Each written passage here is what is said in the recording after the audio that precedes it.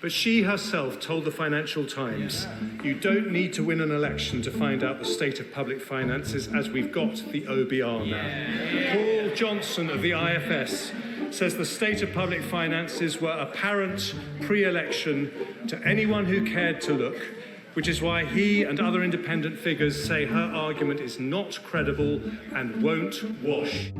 Those public finances were audited by the OBR just 10 weeks before the election was called. We're now expected to believe that in that short period, a £20 billion black hole has magically emerged. Okay, so it's about that time. So we've recently had the recent budget announcement by the Chancellor. It was met with a lot of cynicism and derision from certainly the media and certainly the opposition parties. And as part of the formalities and the rules of engagement of the budget speech in the UK, the opposition leader is required and usually relishes responding to the budget. Now, the context around this was that there was a budget leak in terms of the OBR forecast, which was leaked ahead of the official budget announcement, which is a serious breach of protocol. And I believe the head of the OBR has subsequently resigned as a result. There was many leaks in terms of what we were expecting from the budget as well. So broadly speaking, there wasn't really a big surprise when the budget was actually announced. I mean, the macroeconomic environments are well understood. National debt is very, very high. There isn't enough tax receipts. The Chancellor has outlined that she wants to protect public spending. So it was kind of fairly obvious that taxes were going to rise. It was just a question of how much by and which particular taxes she was going to potentially increase, excluding the ones that she promised not to increase, which was the income tax, VAT, and national insurance, I believe was the third one. But essentially taxes that would, broadly speaking, affect ordinary working people.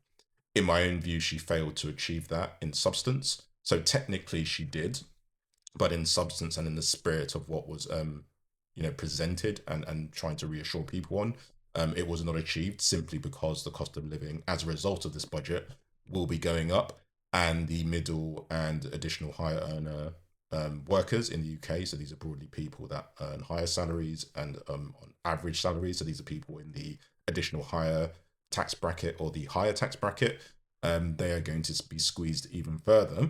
And then those that are relying on benefits, what they're going to find is that through one way or another, their benefits are going to be squeezed. So essentially, the ordinary working people are essentially paying or having an increased tax burden in order to allow the Chancellor to commit to her funding and investment initiatives, which she believes will essentially grow the economy overall and specifically grow productivity per hour or per capita, depending on how you look at it. So in her mind, she's playing the long game with respect to the economy. And in the short term, unfortunately for ordinary workers, in my own assessment, they're going to be paying the price for the decisions the Chancellor is choosing to make. So with that context in mind, the fact that the leader of the opposition, Kemi Badenoch, would have actually seen and been able to anticipate a lot of this stuff, she is now going to respond as though she hadn't seen all of this stuff and she was unaware. And we'll see how this goes. But as I say, I have heard much about this already in terms of the tone of the leader of the opposition, that's the Conservatives. So it will be hopefully an interesting watch, if not anything else, and maybe a little bit entertaining. But let's see how we get on. I now call the leader of the opposition. Leader of the opposition.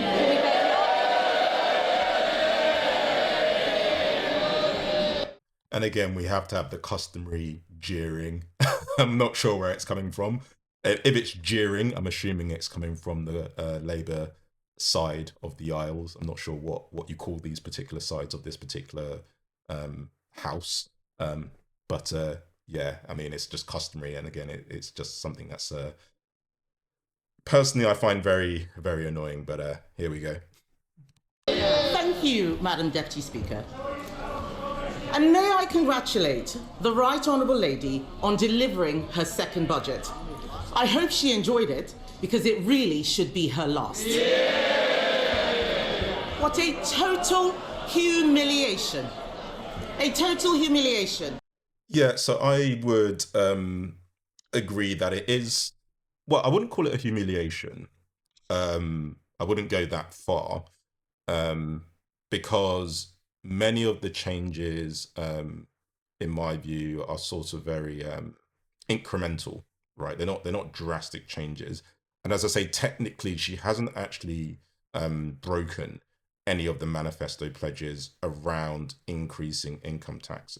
Where she has failed slightly, and where there will be a stronger argument, I suppose, is not increasing the basic, so the personal allowance threshold. So this was a £12,570.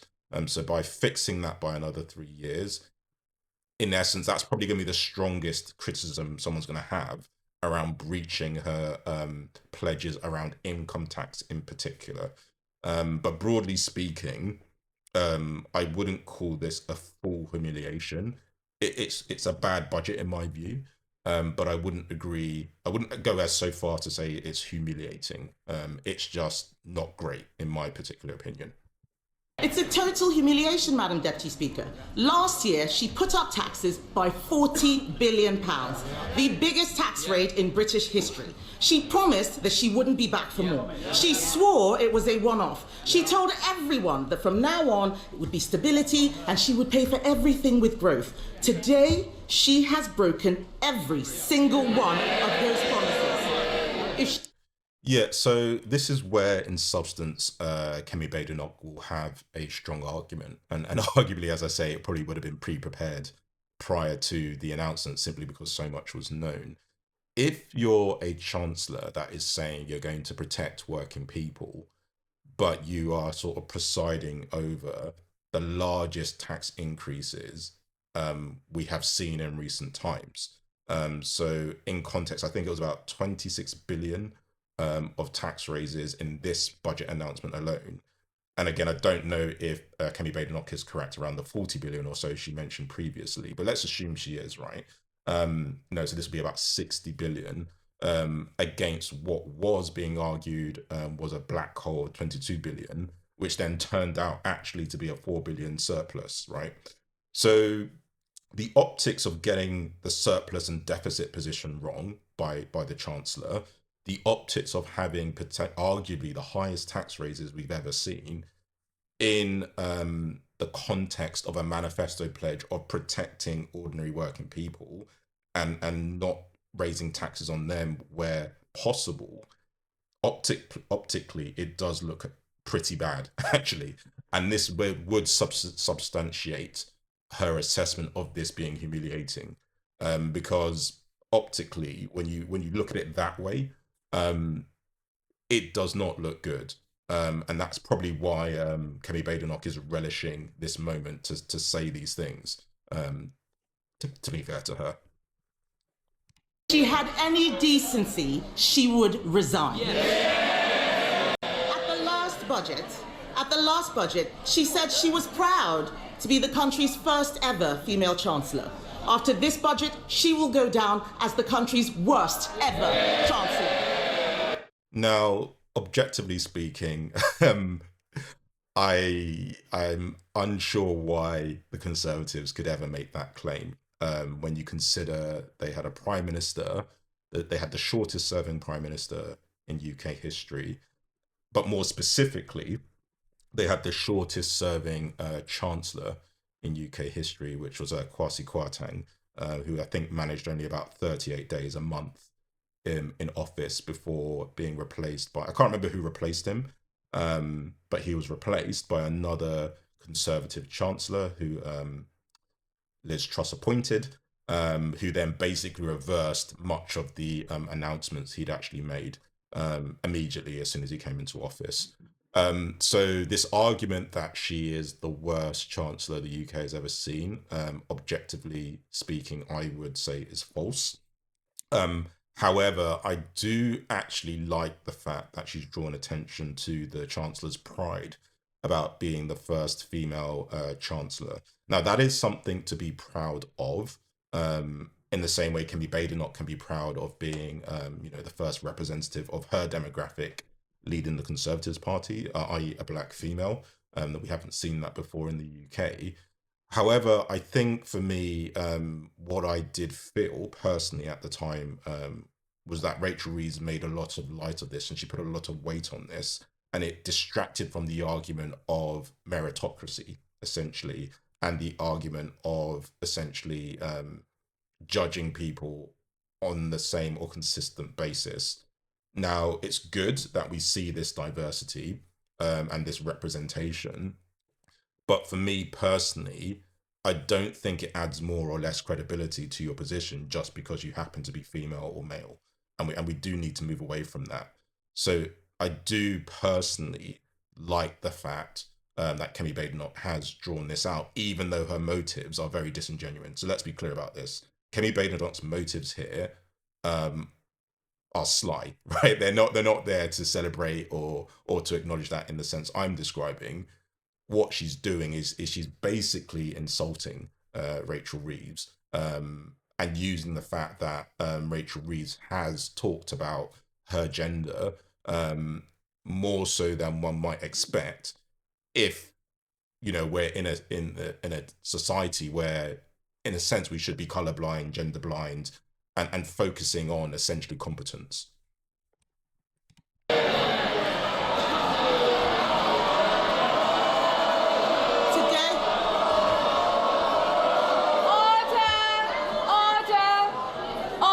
Yeah, and I suspect they are laughing, probably because she said she is the worst chancellor. Because as I say, it is ridiculous considering the worst chancellor I would say we've ever had is Kwasi Kwarteng, who was a Conservative chancellor. Today she has announced a new tax rate of £26 billion. They're all cheering. Yeah, so yeah, as I say, £26 billion of extra taxes. And as I say, when you consider the fact, and I said this before, her objective was to keep the impact as small as possible. That's basically what she said in her budget. It doesn't align with that figure of 26 billion of increases. They're just not consistent optically. So it is problematic to say the least. And I think Kemi Badenoch, as the opposition, is right to call this out. As I say, that is part of effective opposition and part of holding the government to account. Household income is down. Spending policies in this budget increase borrowing in every year. That smorgasbord of misery we just heard from her can be summed up in one sentence. Labour are hiking taxes to pay for welfare. The smorgasbord of misery. I think I agree with that, actually. So in my last video, not my most recent one, but the one where I initially covered the budget, I described it as a tax of 1,000 cuts. And that's essentially what was predicted as well. So again, I'm sure that line was rehearsed and prepared by Kemi Badenoch before even hearing the budget, because she was always going to be scrambling to find tax increases, you know, in lots of different places if you're ruling out the biggest pots you have, right? So the biggest areas where a chancellor can raise taxes is VAT, income tax and national insurance. Now, instead, what she's done is she's increased duties on alcohol, for example, in lieu of raising taxes, in lieu of raising sales taxes on VAT. She's introduced a gambling tax, again, to offset the fact she can't raise VAT. And then she's raising income taxes on other forms of income, i.e. Property, rental income, savings income, and dividend income. So she's introducing NI of 2% on those, as well as the fact that she's restricting or not increasing the personal allowance banding for a lot longer, so for another 3 years. So when you put all of these things together, you know, it's just sort of like picking your pocket here, picking your pocket there, you know, and it does, you know, smorgasbord is an apt description, and it's a description many economists that were assessing and predicting what the budget would look like had actually used before. So it's tapped into what, you know, the terminology that's trending at the moment. So I think for me, again, I do agree with how she's characterizing the budget and the propositions of those budgets, because in a way, what the Chancellor has done effectively by introducing these smorgasbord of tax increases is increase income tax by stealth, indirectly, and also reduce the standard of living of workers in particular by increasing the cost of living when you factor in their tax burden. This is a budget for Benefit Street, Madam Deputy Speaker, paid for by working people. And again, this does lean into the ideology of the Tories and reform, because they don't view public spend or investment, public expenditure as investment, right? They don't accept that argument at all. And also what they do think is that benefits, especially generous benefits in their own view, actually incentivizes idleness. It incentivizes people to try to claim those benefits rather than be ambitious and work and try and work and get into work when they can work.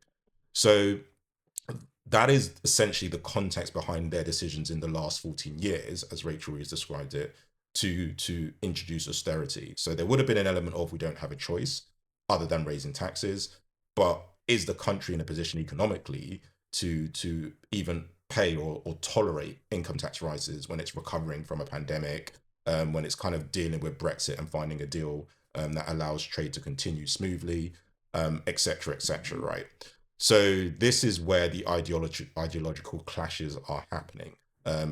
They just don't see prioritizing spend as anything other than basically propping up the welfare state. And the welfare state, in their view, does not positively contribute to GDP, and it doesn't positively contribute to productivity.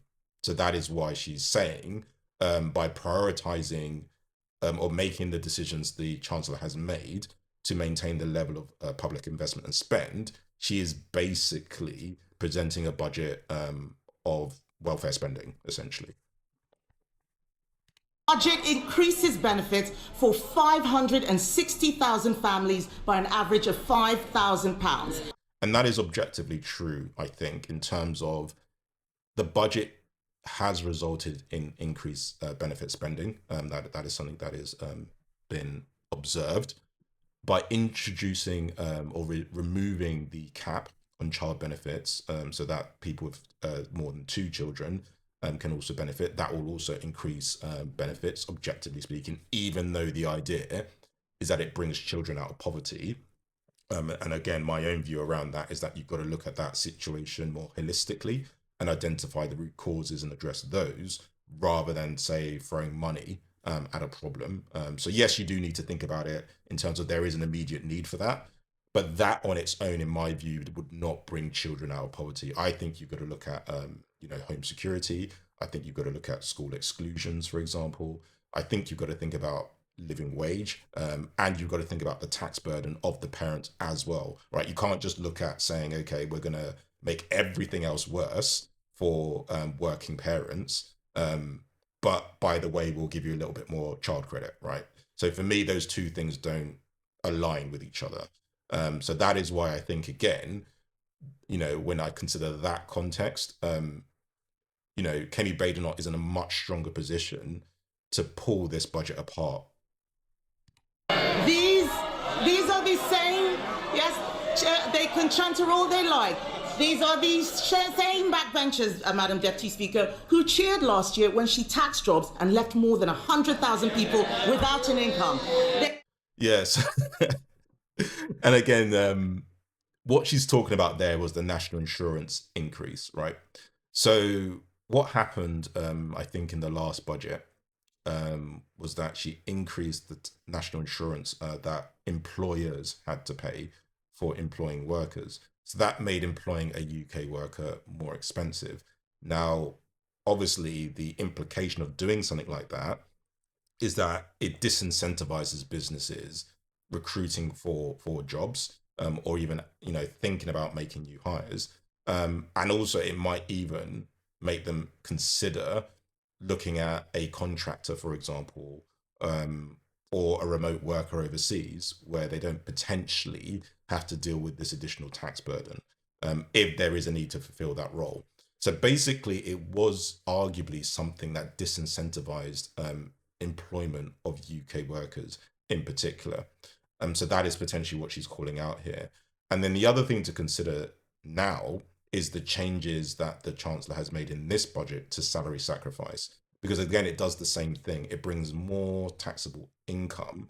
So more of your income is going to be subject to NI, as well as your normal PAYE income tax. So again, it makes UK workers even more expensive still, right? So this is basically what Kemi Badenoch is calling out here, which again is a contradiction to the aims of of Rachel Reeves's manifesto pledges, which was to not increase taxes that affected working people.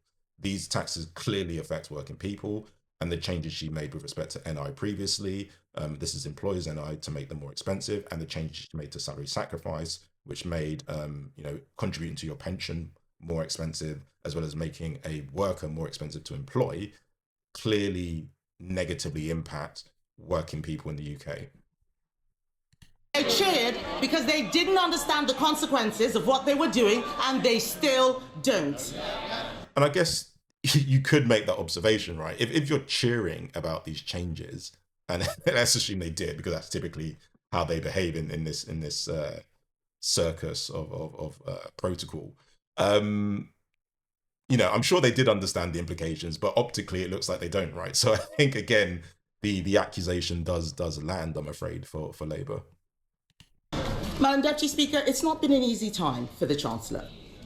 No one liked seeing her sitting on those benches as it dawned on her that her own backbenchers were going to do to her political career what she's done to our economy. The patronising tone is special. But she could have chosen today to bring down welfare spending and get more people into work. Instead, she has chosen to put up tax after tax after tax, taxes on workers, taxes on savers, taxes on pensioners, taxes on investors, taxes on homes, holidays, cars, I think even milkshakes. Oh God, sonically it sounds horrendous. And again, it re-emphasizes this point she made about smorgasbord of taxes, right? And again, that's why I use the phrase tax by 1,000 cuts. It's just like a little bit here, a little bit there, a little bit there.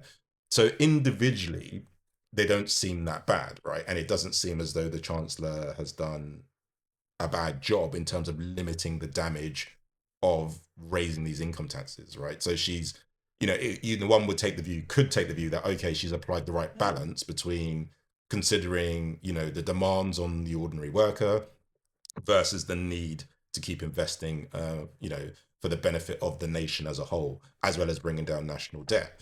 But then when you represent those same things as Kemi Badenoch has done in this way, and again, my suspicion is she had time to rehearse and prepare this because so much was leaked.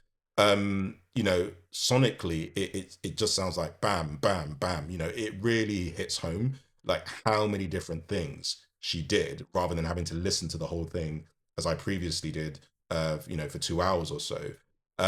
So again, it does not look good for Rachel Reeves. And again, I think the way Kemi is presenting these facts is actually very effective in terms of illustrating her point in a very effective way. Taxes on anyone doing the right thing. She and this government have lost what little credibility they had left, and no one will ever trust her again. And I think there has been a question around trust. When you began in government and in the election campaign, you gave everybody the impression that you wouldn't raise tax.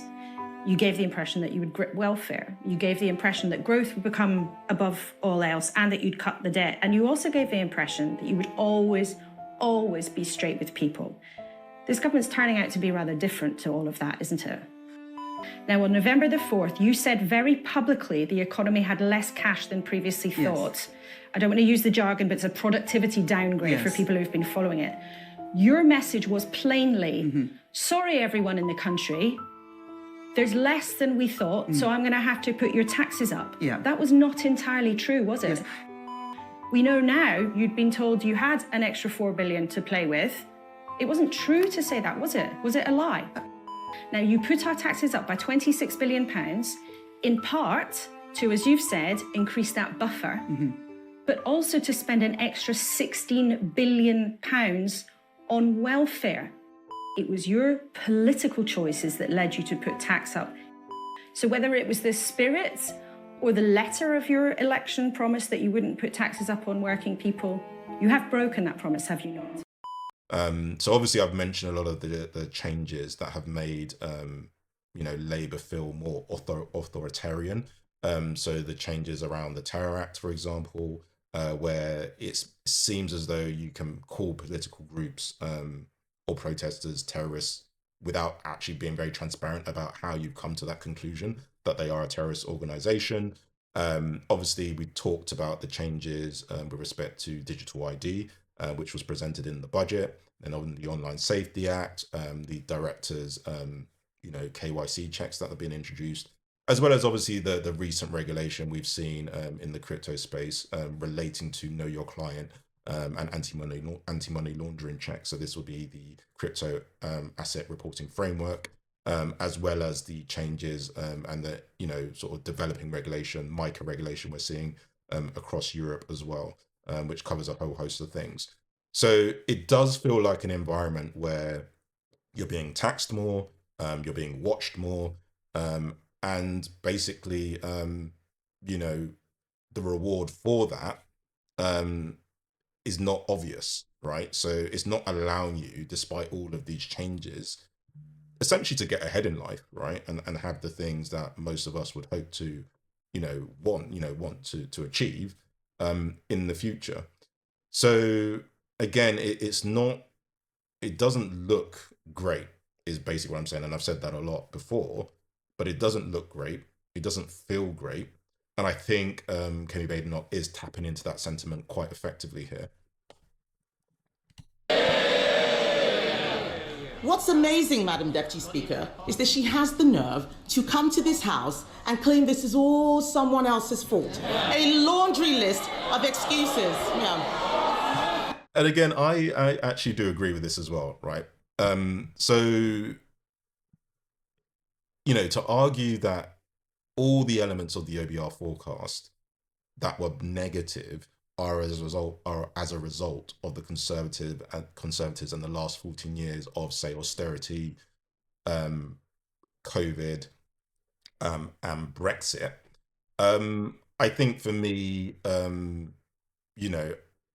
is to some degree a null and void argument if, when you come into office, you look at the financial, situation, let's call it. You look at the state of affairs, you look at the national debt, you understand what is driving the economy. As Rachel Reeves put it, solving the economic puzzle is simple. That's something she said in her pre-budget speech. So when you position yourself as somebody who is competent, that's somebody who does understand the economy, has worked in the Treasury, is very clear on the financial situation, the deficit, and the debt itself, then you know what you're dealing with. And then knowing all of that, she made her pledges, right? So even if she is correct to say, well, the last 14 years were terrible and it was all the Conservatives' fault, my own position is that, well, she always knew this when she came in. Like, she came in, she became the Chancellor, and she knew what she was facing, and she has always known. So for me, the excuses, they're not acceptable either to me, actually, as well, which is why I'm inclined to agree with Kemi Badenoch when she's like, well, it just seems to be somebody else's fault, but actually maybe you should take accountability because it was you, Labour, that made those pledges, always knowing there was this deficit, always knowing austerity happened, always knowing there was a lack of investment, always knowing that debt was increasing as a result of those things, COVID, Brexit, and furloughing. So, I also don't buy the argument that it's somebody else's fault. Madam Deputy Speaker, they blame the Conservatives as if we've been sneaking into the Treasury under the cover of darkness to give pay rises to the unions. She She inherited an economy with inflation at 2% and record high employment. She has tanked it in just over a year. Endless excuses. She blames Brexit. She blames Donald Trump. She needs to blame herself. Yeah, and I think, I mean, she politically can't blame herself. But I think for me, this is why constantly pointing the finger at other people can be dangerous, right? Sometimes it's better to just be neutral. And that would be my suggestion sometimes. Less is more. And I think for me, if you start pointing the fingers at people, then they can also point the fingers back. And that's essentially what's happening here, right? A lot of mudslinging.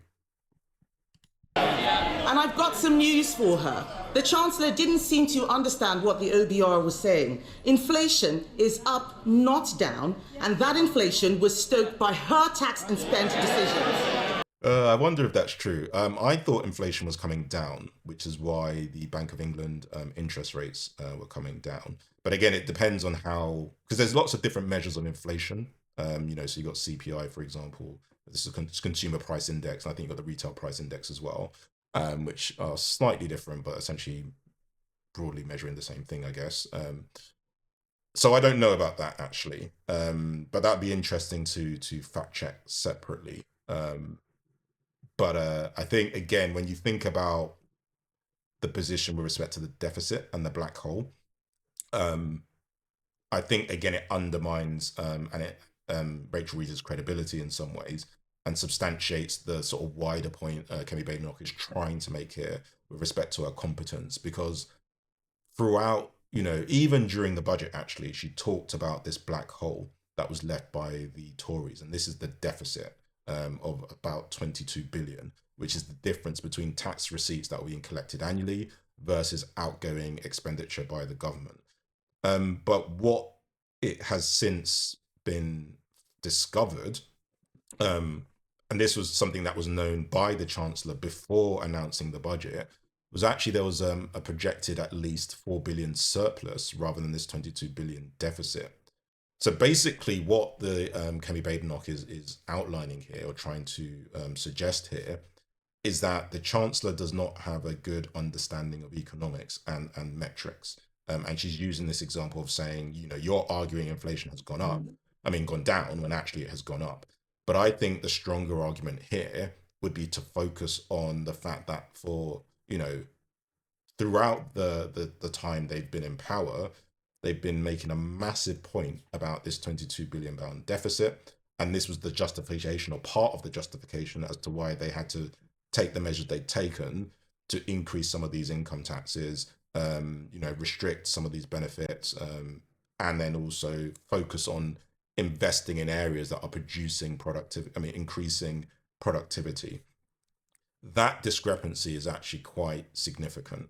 And that speaks more to the fact as to whether or not Labour have been honest with the electorate and or are competent. It's one or the other, right? Either they are competent and they spun something to justify something, i.e. increased taxes, or they're incompetent, right? And they just don't understand that they were in a surplus instead of a deficit, for example.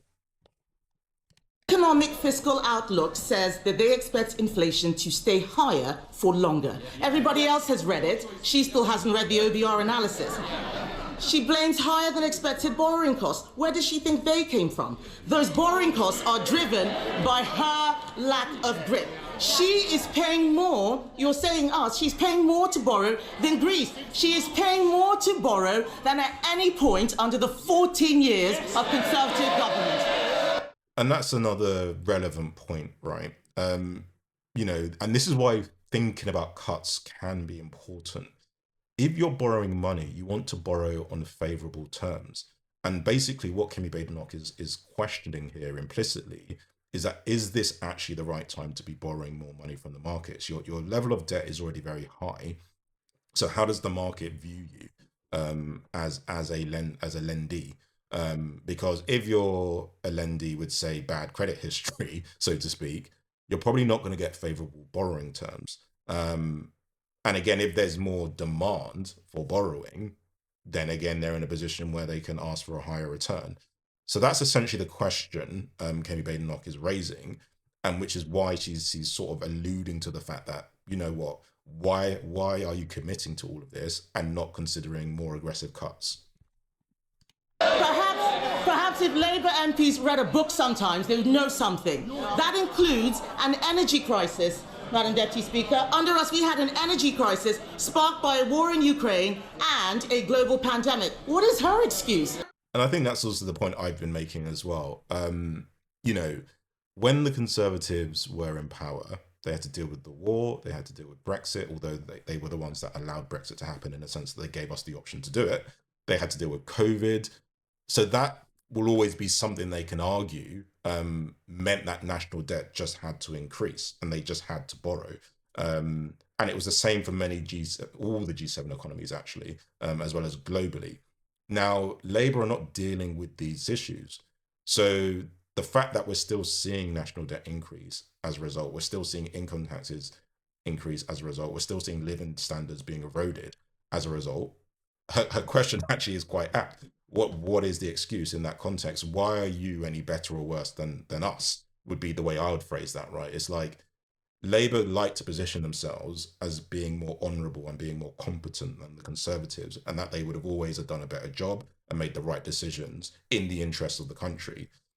But when you look at the two things objectively, and when you look at those metrics, why would anyone be convinced that Labour would have done a better job in those previous 14 years, right? And that's ultimately my question, right? Why would Labour expect us to hold them to a different standard to the Conservatives? And that's ultimately my position. It's not the position Kemi Badenoch is making, but that is essentially how I view this. Her excuse. She is taking the public for fools, but they are under no illusions whose fault this is. The fact is, the bad choices she is making today, choices to break promises, choices to put up taxes, choices to spend more of other people's money, are because of the bad choices she made at the last disastrous. And again, I like the word and the choice of words here. So she kept saying choice, because Rachel Reeves kept saying, this is my choice. So it's basically trolling Rachel Reeves, right? Because Rachel Reeves constantly said the word, it is my choice to do this. I am proud of this budget. And I think for me, it can come across as somebody who is out of touch in some ways, right? Who is stubborn, who would not consider fully the sentiment of the electorate, i.e. is she correctly reading the room? Does she understand the appetite of the electorate for more income tax rises, for example? So I think, again, that's quite good in that sense that, you know, the leader of the opposition has made a point of constantly repeating the word choice. If you want growth, you need to start with knowing what kind of country you want to be and make a plan to get there. Create certainty for the people and businesses who will drive growth. There is no growth and no plan because Labour focused on settling scores and scratching the itches they had in opposition. She promised stability, she delivered chaos. Yeah, so the OBR is forecasting growth. It's just slower growth than previously, but they're still forecasting growth. So that's, in my mind, technically incorrect. But her point about chaos, I think there is some validity to that, just based on the leaks that came out from Labour. There was all these rumours around tax increases and what would be increased and what changes she would make. And that kind of thing does, as Nigel Farage outlined, spook the markets, right? When there's just this sort of unpredictability about things, this speculation about stuff, it kind of gives the impression that Labour doesn't know what to do. And again, it can give the impression that if they are somebody that owes you money, you might start thinking, oh, what's going on here? Are they going to be still be? Look, you see what I'm trying to say? It undermines confidence you may have. And I think for me, that's ultimately a fair assessment. You can start thinking about, well, is the Labour government chaotic? You know, what does the inner workings look like? So I think that side of things I can kind of make sense of. But to argue that there has been no growth when the OBR are prepared to improve their forecast. So yes, it hasn't been delivered yet technically, but if they are prepared to improve their forecast, then I would argue then that you can't argue this is a budget. This isn't a budget for growth, right? It's clearly a budget for growth if the OBR are confident enough to improve the forecast in that respect. Just look at the circus around this budget. First the leaks, then more leaks to try to undo the damage.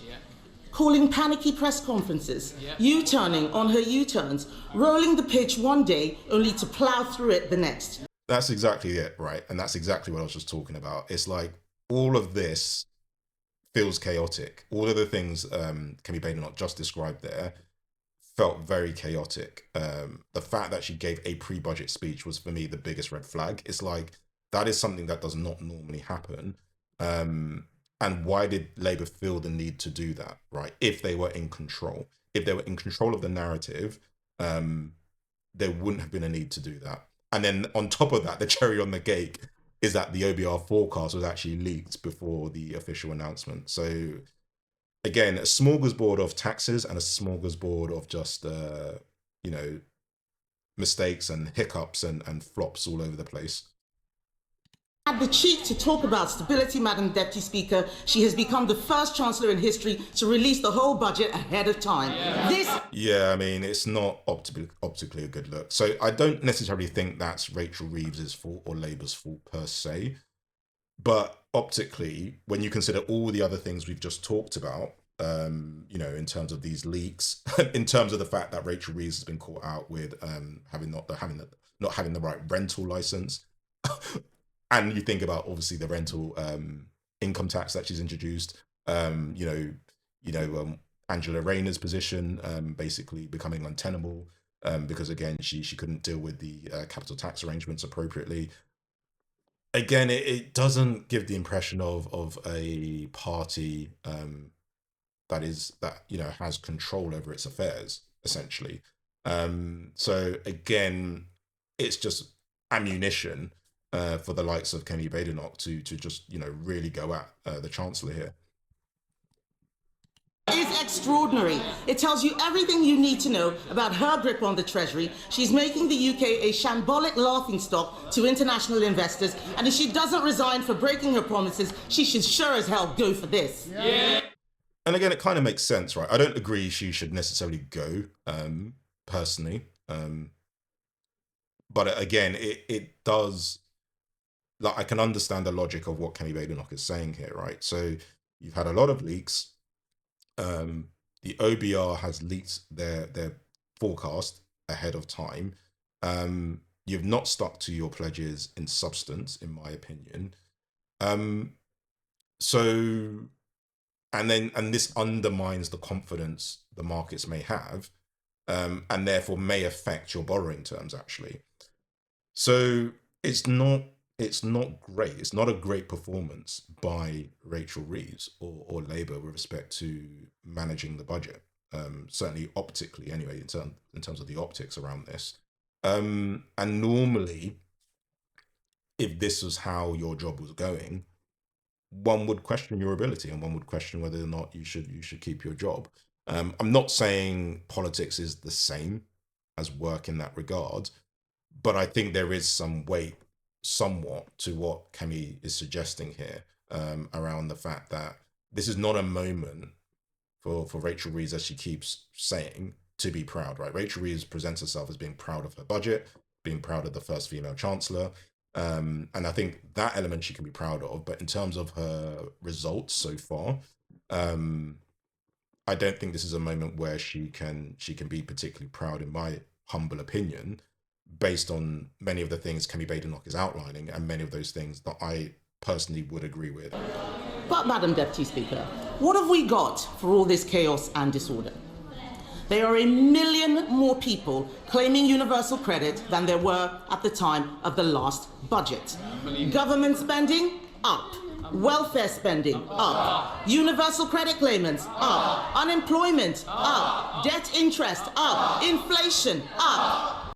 That was all rehearsed, I'm sure, because again, comes back to the point actually around the chaos and disorder that, you know, why is the Conservatives in a position where they could have rehearsed this response, right? That, you know, just let that sit with you, right? And I think that kind of, again, re-emphasizes that same point, right? And the language she's using to constantly talk about this increase in taxes, this increase in expenditure, welfare expenditure, increase in welfare state, you know, up, choice. The language is very, very effective for someone just listening, you know, very casually, right? It grabs your attention. And I think, unfortunately, Labour have allowed this to happen by virtue of the fact they leaked so much. Growth down, investment down. Yes, I'm not sure growth is down. I know it's less than what was predicted previously, and that is where Rachel Reeves was trying to assign the blame with respect to Brexit and pandemic and the Tories. But broadly speaking, growth is still expected. It's just at a slower pace than previously expected. So again, I think technically that's just more around spin in terms of growth being down. Business confidence down. The credibility of the Chancellor. Yeah, and again, she didn't. That's almost like a rap battle type thing where she didn't even finish the bar, right? It's like credibility of the Chancellor, and then everyone jumps in down.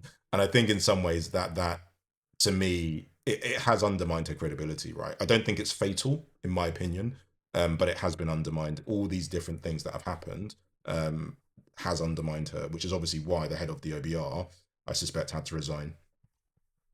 Not just down, through the floor. These figures are shocking. Does she really think that anyone will be confused by the sleight of her hand that she had in her speech? Yeah, so shocking is just a subjective assessment of what's going on. I wouldn't go that far personally. I'm just enjoying this more from an entertainment point of view and just the language that's being used more than anything else. But in terms of the sentiment of much of what she's saying in respect to how she's assessing the budget, I am inclined to agree with a lot of what she's saying in that regard. So, yeah. Her speech today was an exercise in self-delusion. Today, she had an opportunity to apologize and show some humility. Instead, we've been fed puff pieces in the Times and the FT showing a woman wallowing in self-pity, whining about mansplaining and misogyny. Yeah, and again, this comes back to her initial point around, you know, the fact that Rachel Reeves was proud to be the first female chancellor. And I think for me, you know, talking about mansplaining and you know, the fact that people don't take her seriously just because she's a woman, I personally didn't appreciate that either, actually, because it's kind of a way of not fully taking account and deflecting from criticism, right? So it's not that what she's saying is untrue. It's something that female professionals face all the time. They are undermined. They are sometimes not, well, they are not taken seriously in many cases. There's certainly a pay gap that I've observed. So there are those challenges, but mansplaining, again, is not something I anecdotally have observed. And I think for me, that's one area where I kind of feel like if somebody is guiding you or giving you more information, you don't know what their motives are, right? You don't know if they're doing it because they're disrespecting you because of a particular characteristic, right? You don't really know, right? And I think for me, that's the problem when people start making these types of accusations about other people. Unless they're overt in terms of their motivations, you're always going to be speculating and guessing. And I think for me, she's in a situation where a lot of what she's doing, people disagree with. You know, I've criticized many of the things she wants to do. And I don't feel it would make sense to say, okay, I'm only doing that, or somebody else that she's describing is only doing these things just because she's a woman, and we wouldn't be doing these things if she was a male, right?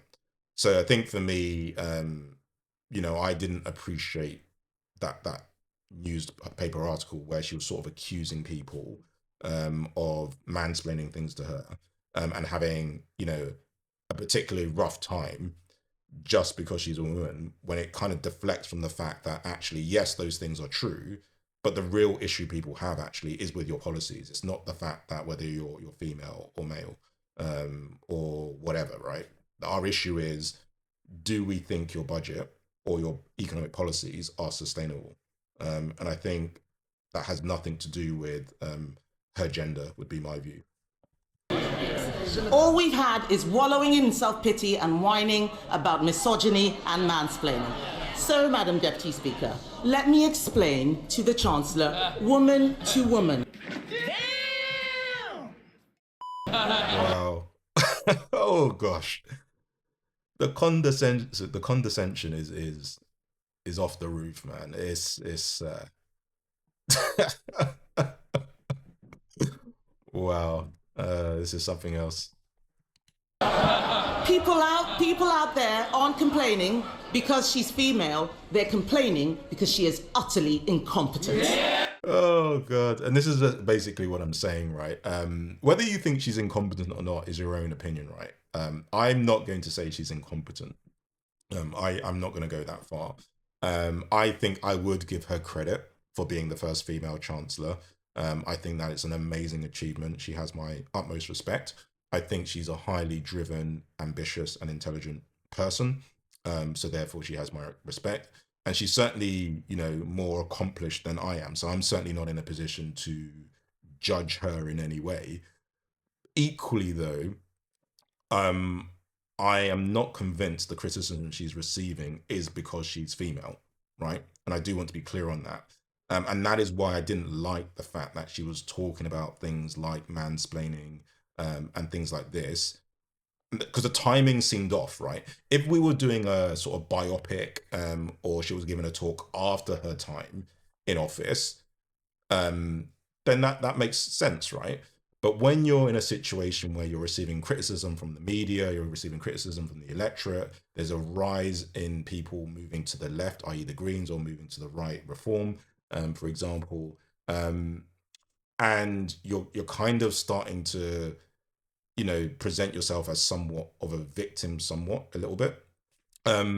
It seems disingenuous. It seems convenient because right now, you know, we should be holding, you know, the chancellor to account, and we should be criticizing her, actually, because that is the job of the opposition.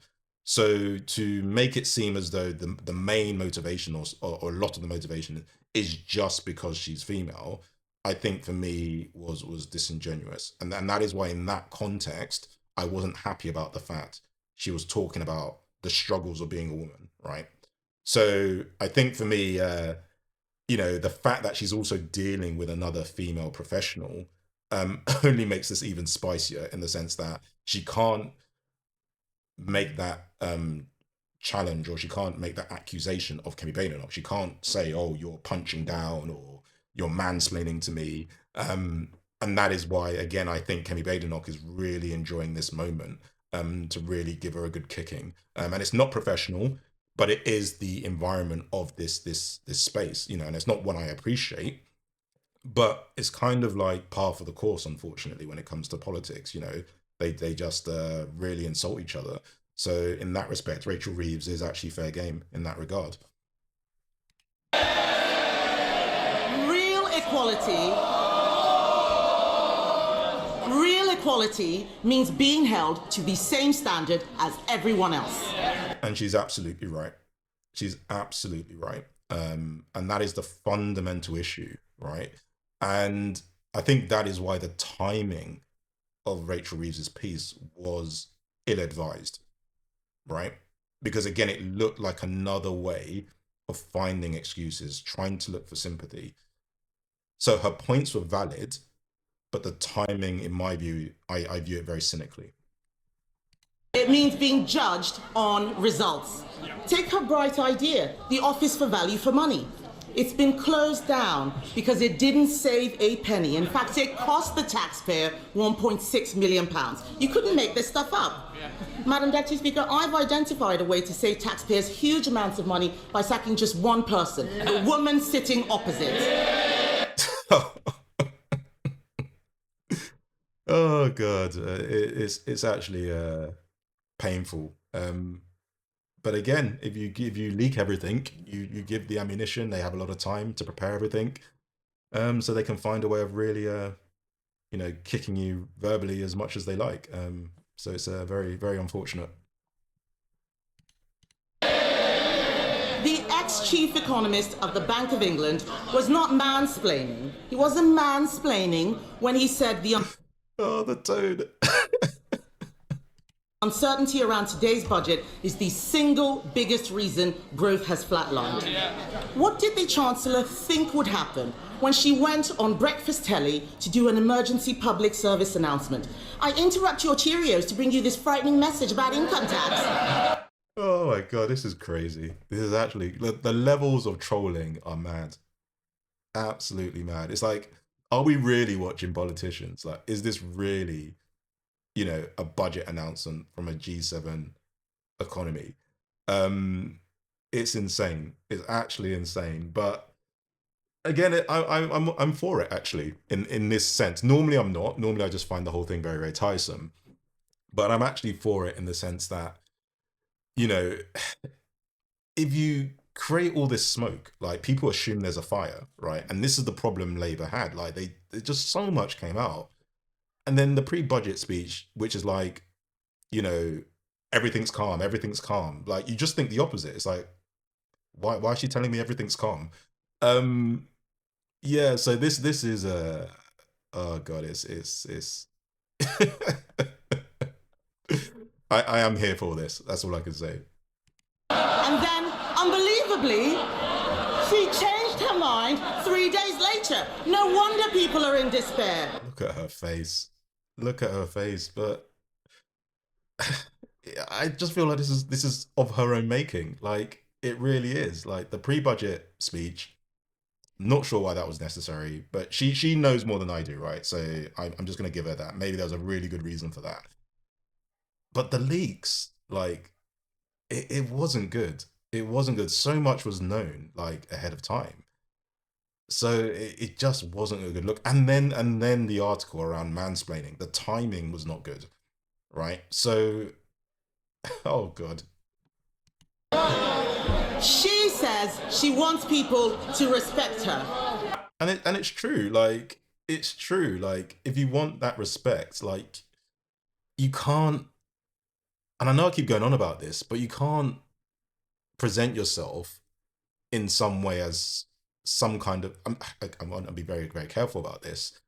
Because I don't want to say victim mentality, because as I say, the points she's raising are very, very valid. But talking about mansplaining just before a budget is going to be announced, it doesn't present itself as somebody who wants to be judged on merit, right? It just doesn't, because you're making it about gender at a time when you know you're going to receive criticism. Like, no matter what the budget looked like, whether it was great or bad, the point of the opposition is just to critique it, right? They're always going to critique it, even if it was the best budget we'd ever seen of all time.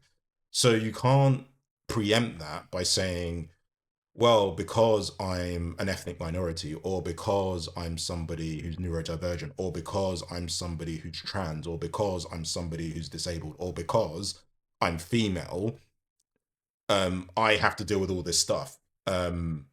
Just before you know you're then going to be giving a budget, right? So for me, that is why I kind of, again, do accept, the charge Kemi Badenoch is making around the fact that you want to be respected. And those things kind of undermine the fact that you say you want to be respected. Madam Deputy Speaker, she says she wants people to respect her. Respect is earned. She apparently told Labour MPs this week, I'll show the media, I'll I'll show the Tories. I will not let them beat me. Show us what?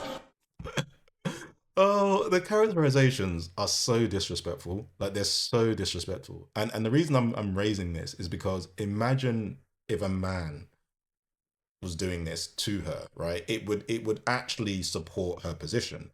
And that's the irony of this, and that's why the trolling is so effective. It's like, if I was the person, you know, in Kemi Badenoch's situation, you know, mimicking her voice, mimicking what she's doing, it'd be fairly clear that I would be being arguably misogynistic, right? You know, sort of, you know, not fully respecting her and sort of belittling her because she's female. But the fact that Kemi Badenoch is doing that, knowing she's insulated by the fact she's also female, is so devious. It's devious, to say the least. Childish, uncalled for, all of those things. But like I said, I'm here for it. Making stuff up at the dispatch box, incompetence, chaos, and the highest tax burden in history. She said to them, Madam Deputy Speaker, I'll be there on Wednesday, I'll be there next year, and I'll be back the year after that. God help us. She is spineless, shameless, and completely aimless.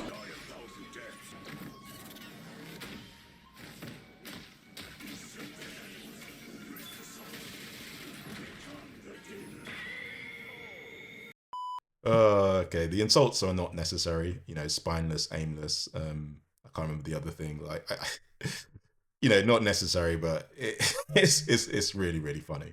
But yeah, these are just random insults. They don't really mean anything. To any business. Talk to any business.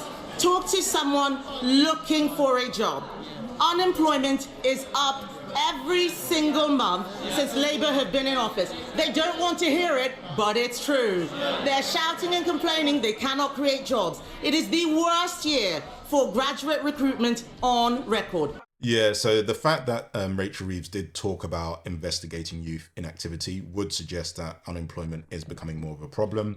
Benefits has gone up as well, so the amount of people claiming benefits has also gone up. So that again substantiates Kemi Badenoch's position around the fact this is a budget for benefits. But also one of the things I would want to hope is being considered is the impact of AI when she talks about graduate jobs and entry-level jobs. It's not something either side is really talking about. But I think for me, that is something I personally think needs to be considered as well, which arguably is not fully Labour's fault, because, you know, any emerging technology that disrupts work, and AI is probably the biggest technology we've seen in terms of that disruption, because it's basically cognition, right? That's what it is. So any job that involves cognitive ability, AI is competing for that job. So again, I think that is something else that has to be fully considered when having a discussion around rising unemployment, certainly in the youth. Thank you, Madam Deputy Speaker. They don't want to hear the truth, but I'm speaking for all of those people out there who are sick of this government. Companies like Merck and Ineos are slashing investment plans. The construction sector has shrunk. How is that house building target going, by the way? I'll tell you, Madam Deputy Speaker, they are miles behind and won't even come close to what we achieved. Business confidence is at record lows. No wonder today future growth has been revised down in every year of the scorecard. Yeah, so future growth has been revised down, but we are still expected to grow, right? So again, you can spin it whichever way you want to spin it, right? We're expecting to grow, which is why I would argue it's a budget for growth. But you could equally argue, well, actually, it's a budget that harms growth because growth is slower than we previously expected. So you can make up your own mind on that. The papers are reporting that 1 in 8 business leaders is planning to leave Britain. Even one of Labour's biggest ever donors, Lakshmi Mittal, has fled the country. Yeah, and again, I wouldn't read too much into these things, to be honest with you. Because again, we don't know which business owners they're talking to. We don't know which think tanks they're thinking about. A lot of the time, they'll find groups or reports or studies that they'll either commission that suit what they want to say, or they'll just find individuals that they know to just say again, or happen to align with that sentiment, and then argue that represents the entire, population of business owners, for example. So for me, there will be an element of truth to that, but again, often I personally will take those kind of things with a pinch of salt. With the passport. What we have in front of us is a budget littered with broken promises. She stood on a manifesto which promised better returns for UK savers. Today, she's putting up taxes on savings, on salary sacrifice even. Yeah, no, I agree, actually. Like, because if you increase taxes on savings, then your savings will be less rewarding, right? And interest rates are actually very, very low historically in terms of what you can expect to get from a savings account. So adding that tax only makes that situation worse. So yeah, it's hard to disagree with that point. She promised to give pensioners the security and retirement they deserve. Today, she slapped higher taxes on people saving for their pension.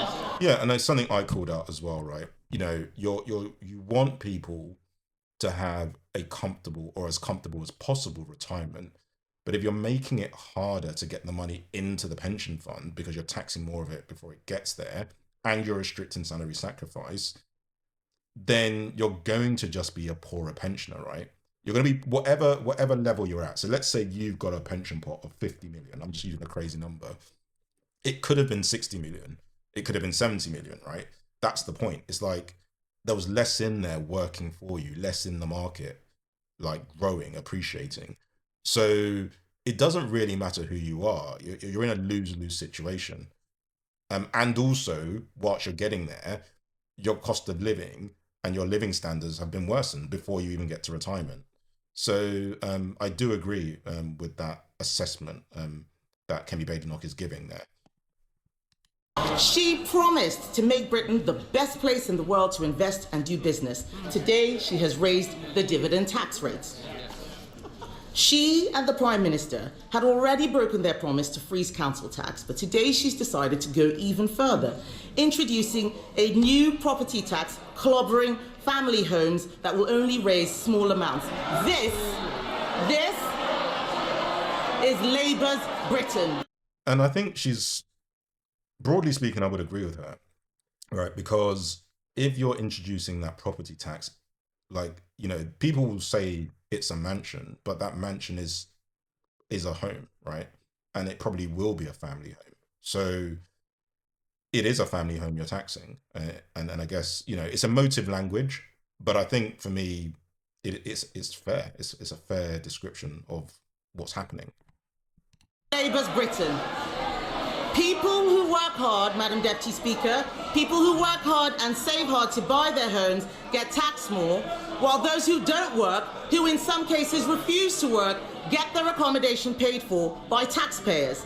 Yeah, so again, I don't like characterizations of people that don't work as refusing to work, right? That may be true, but how many of them are refusing versus how many of them cannot work is up for debate, right? So I don't want to tar everybody in the same brush in that regard. But broadly speaking, what she's presenting can feel true in the sense that, taxpayers are paying more to maintain social protections.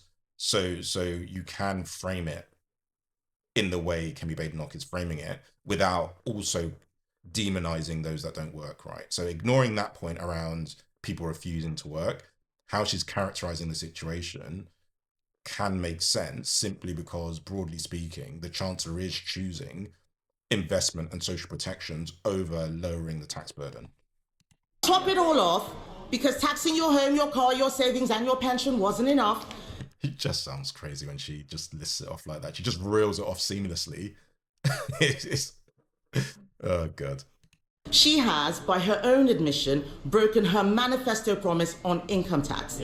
Because... And she has, in the sense that, at the very minimum, ignoring all those things Kemi Badenoch said, simply refusing or simply extending the freeze on the personal allowance, in my view, broke the pledge, right? And she has admitted that she's asking people to pay more, to contribute more, and she has accepted that by doing so, income taxes in the future will be increasing. In the last budget, she said, and I quote, "I am keeping every single promise on tax that I made in our manifesto, so there will be no extension of the freeze in income tax threshold." I don't know if she specifically said that, but if she did, it doesn't matter to me whether she did or she didn't actually. She's broken the substance of her pledge for sure. And that is what the electorate, in my opinion, will care about. They won't care about the technicalities, which is kind of what Kemi Badenoch is going over here. So in some respects, it may be something I check, but in other ways, I don't actually think it really matters that much. I think her point still lands, in my opinion. She said in that budget that extending the threshold freeze would hurt working people and take money out of their payslips. But today, she has done exactly that. Why should anyone believe anything she's promised in this budget? And so where is the money going? Small changes to rail fares and prescriptions, these are distractions while she steals your wallet. The real story here, Madam Deputy Speaker, the real story is that Labour have lost control of welfare spending. Not only will working people have their tax thresholds frozen while benefits go up in line with inflation, not only have Labour abandoned reforms that would have saved the taxpayer £5 billion after pressure from these backbenchers, today they have added another £3 billion to the bill by scrapping the two-child benefit cap. And the two-child benefit cap was something Labour was vehemently opposed to, actually, not too long ago. And they suspended 7 MPs who basically wanted to remove that cap previously. So it's interesting now that they've taken the position to bring it back, albeit it was something Reform wanted to do. And now Labour are doing it. So again, you can make of that what you will. We introduced that cap, Madam Deputy Speaker, because it means people on benefits have to make the same decisions about having children as everyone else. And this is where the ideology clashes again, right? And this is why it's really important to consider these things, because they just view benefit claimants very cynically, right? They just view them as being incentivized by the path of least resistance. But ultimately, my own feeling around this is that whether that is true or not true, is that the fault of the child, right? And I think when you're in a country that is relatively wealthy, you want to give children the best chance possible, regardless of the irresponsibility or otherwise of their parents, right? So if you have parents that are just irresponsible, they just abandon you, they just don't do their job, then I don't think as a child, you want to limit the impact of those decisions of this innocent, this initially innocent person, this initially innocent child. So for me, broadly speaking, I would favour removal of the cap. But the reality is there's an equal and opposite argument to say, well, you should leave it, especially if it means the income tax burden becomes unsustainable, right? So again, there's no right or wrong answer here. I think it just depends on what matters to you as an individual most. For me, I would lean more towards removing the cap, but I do acknowledge the validity of Kemi's position here. And I think it's a reasonable position, objectively speaking. Even Labour voters know that it strikes the right balance between supporting people who are struggling and protecting taxpayers who are struggling themselves. And that's precisely right. It's about balance, and ultimately that's a judgment for you individually. Rachel Reeves has made her choice, and clearly what Kemi Badenoch is saying, she would make a different choice. And it's a question of which one of them is more tapped into the general sentiment of the electorate. Just this summer, the Chancellor admitted that lifting the two-child benefit cap was not affordable. Yeah, that's the point, right? She previously, Labour were opposed to this. I don't know exactly what Rachel Reeves said, but in substance, Kemi Badenoch is correct. Rachel Reeves and Labour were not for removing that cap, and as I said, they took very drastic action over MPs that didn't toe the line, right? 7 of them being suspended. So again, I think this is a fair observation Kemi Badenoch is making. before the Prime Minister accidentally fired the starting gun on the race to replace him. So now he and the Chancellor are buying the votes of their own MPs with taxpayers' money. If she wants to reduce child poverty, she should stop taxing their parents and stop destroying their jobs. Again, I kind of agree, actually. Well, not fully, right? So I think the benefit should remain, but I do agree implicitly what Kemi Badenoch is saying, because she's not saying this, but it's kind of lending it towards what I'm saying, which is about there's systemic issues that need addressing, and part of that is work rewarding, and if you tax that work rather than wealth, for example, what impact does that have on the outlook of those children who have parents that are in low income jobs, right? So for me, I do agree in that sense with what Kemi is talking about here. Just looking at benefits and then celebrating that you've lifted kids out of poverty, I think for me is delusional, actually, which is the word she used to describe Rachel Reeves somewhat. She congratulated herself on a new tax on landlords. Let me tell her this: hiking tax on landlords will only push up rents. It will push. That's absolutely right. Absolutely right. Because, and again, it ties back to a point about building more homes. Like, if Labour are behind on home construction, again, I don't know if that's true, but let's assume it's true for the sake of this argument, and you're arguing that you're trying to be fairer, but in terms of workers versus landlords, for example, the reality is there's going to be more demand for homes than there is supply. So the landlord is in the perfect position to just say, you know what, either I exit this industry and then leave it to private equity and venture capital and trusts to buy these homes, and then you're in the same position anyway, or I simply just put up my rents to cover the new sort of standards, compliance standards that I have to do to sort of upgrade my property, as well as cover the taxes that I'm also having to pay in relation to this.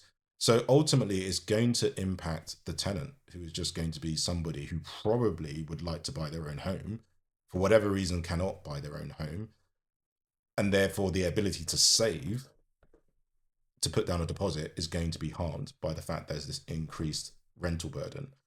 So I think, for me, I do agree with this assessment of what's going to happen as a result of this income tax that's been introduced on rental income.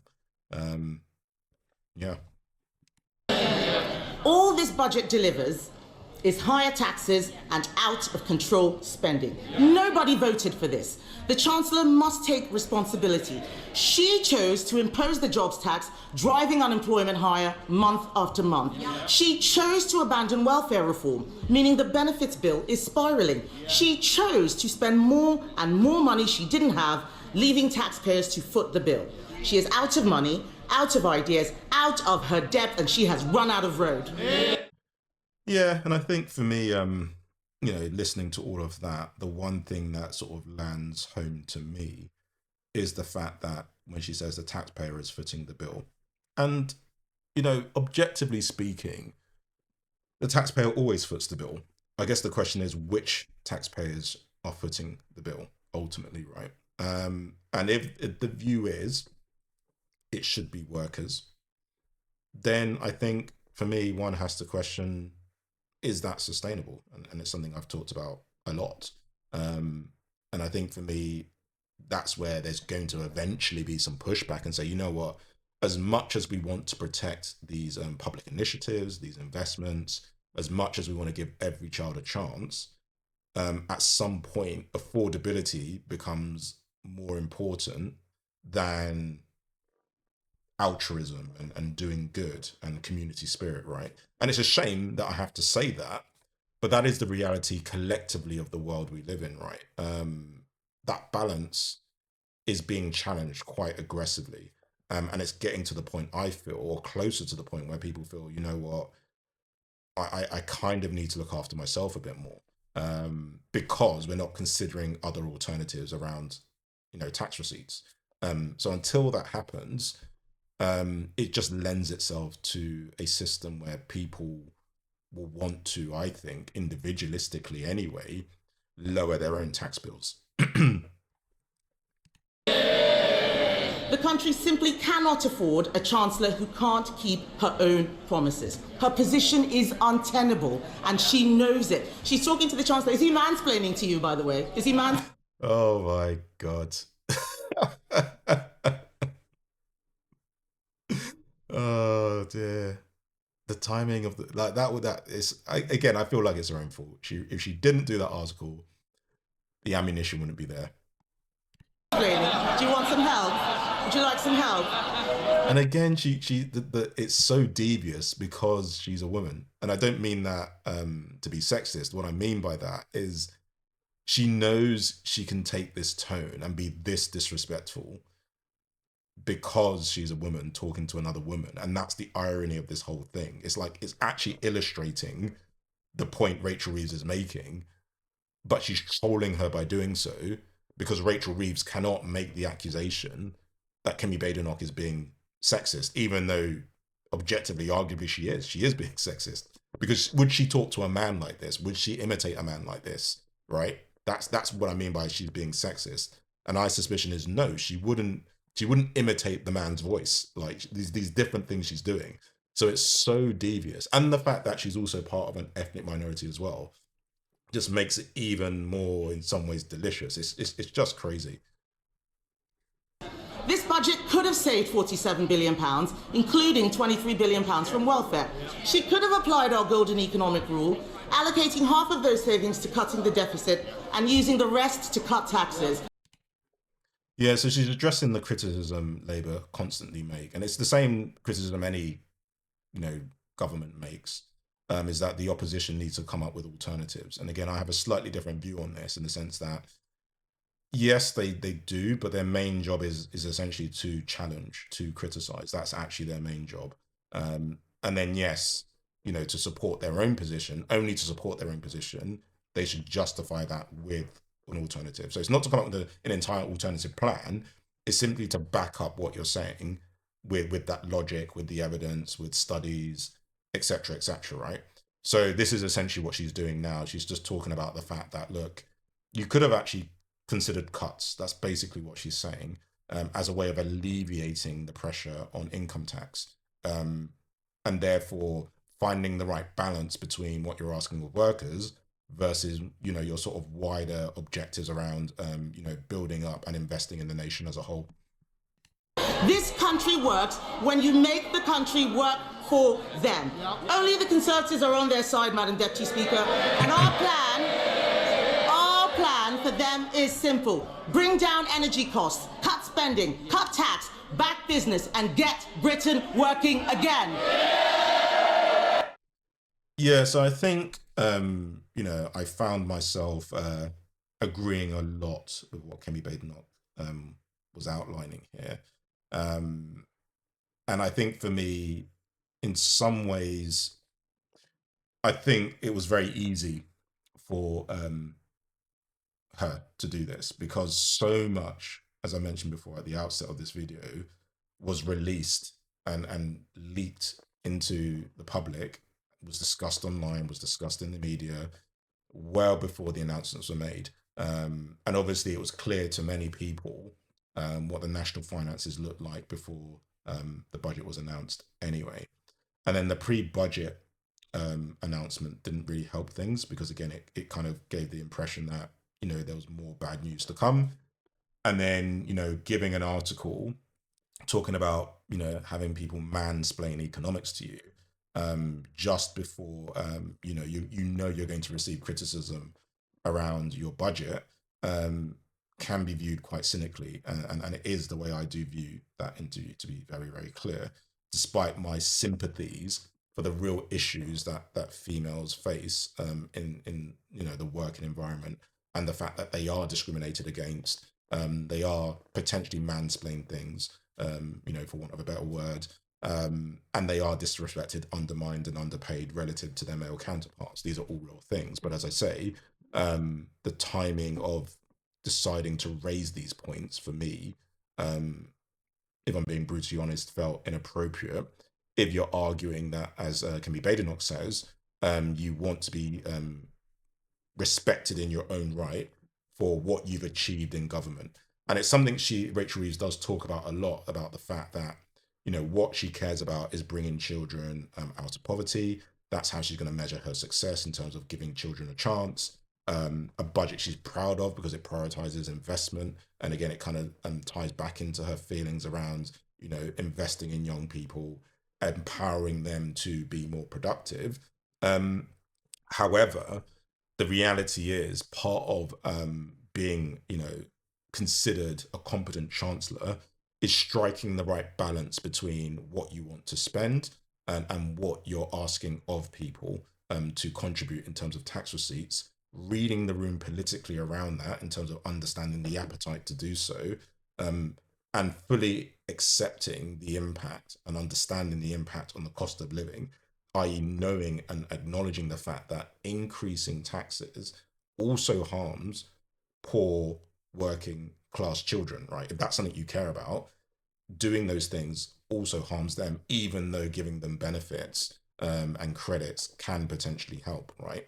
And I think what I observed with respect to the opposition's challenge to the budget was the fact that it was very effective in terms of the language it used, in terms of the points made, and picking up on certainly some of the feelings I had around the budget, because I felt like the budget, again, was very much like lots of little different things that basically eroded quite significantly overall the living standards of working people.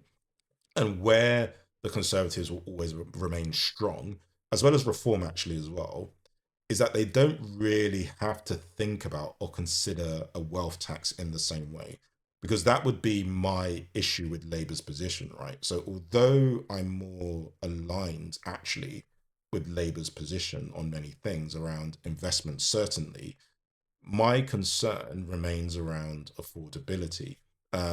Whilst when you think about the Conservatives and Reform, they are very, very clear about the fact that they're not a party that views public expenditure as investment and therefore positively impacting overall GDP and productivity from an efficiency perspective.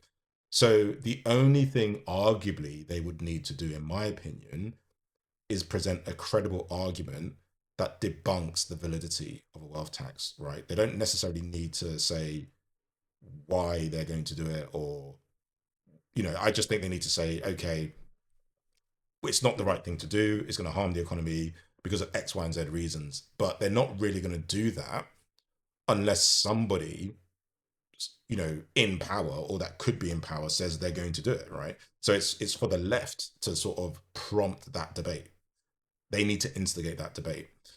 And I think for me, that is why right now, Rachel Reeves's position from an economics perspective is quite weak. And that is why I think ultimately Kemi Badenoch was able to just bludgeon her to death verbally with respect to the budget, what was presented, and Labour's position overall with respect to what is possible from a longer term perspective. So yeah, I mean, it was definitely entertaining. I definitely enjoyed the response from Kemi Badenoch. What I will say is it's a shame that much of this involves a lot of personal insults, you know, a lot of toxic behavior. But that is part of the culture of the politics in the UK. And ultimately, if Rachel Reeves, as she did during her own budget speech, started dishing out, you know, pot shots here and there, you know, she had a go at, you know, the Conservatives and their track record. She talked about the fact that, you know, that they forget things and they're just terrible. She had a go at the Green Party. She had a go at Reform. And the fact that, you know, they don't care about children apparently because they were angry in her mind around, you know, removing of that two-child cap. Then she has to be willing and you know, to accept that sort of vitriol coming back the other way, even if it's more magnified by the leader of the opposition. So definitely for me, an entertaining watch. It's not something I see very often when I observe these kind of you know, presentations and announcements and speeches in the House of Commons. But yeah, in many ways, much of what she was saying, I couldn't personally disagree with. Anyway, let me know your thoughts, but until next time, peace.